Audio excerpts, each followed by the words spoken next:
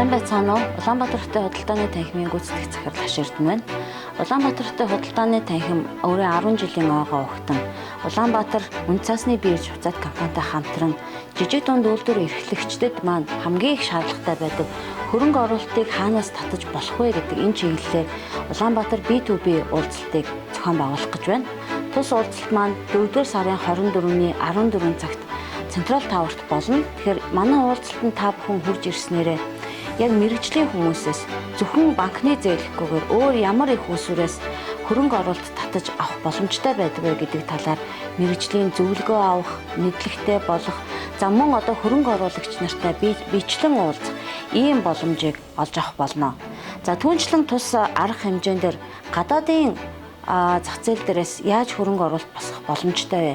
Гадны ямар хөрөнгө оруулалтуудыг бид нэр та бүхэн санал болгоход бэлэн байна вэ гэдэг талаар бас гадны хөрөнгө оруулагч нараас та бүхэн бас мэдээлэл авах бүрэн боломжтой.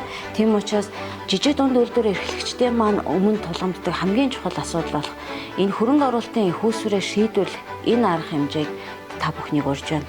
За мөн түүнчлэн манай жижиг дунд үйлдвэр эрхлэгчдийн өмнө тулгамддаг бас нэг асуудал юу байдаг вэ гэхээр би жижигхэн компани юм чинь энэ тэндээс хөрөнгө оруулалт гаднаас олон дотоодоос хөрөнгө оруулалт босох боломжгүй байд юм а гэж өөрсдөө ингэж бодсон байж байдаг. Тэгэхээр та бүхэн энэ бодлоо таягдан хаяад манай арга хэмжээндээр хурж ирээд танд яг ямар боломж байгаа вэ гэдгийг мэрэгжлийн хүмүүсээс, манай бизнесийг дэмждэг хүмүүсээс саналуудыг нь авч тэднэртэй ярилцаж өөрсдөө шаардлагатай хөрөнгө оруулалтынхаа боломжуудаа олж аваарай гэж урьж байна.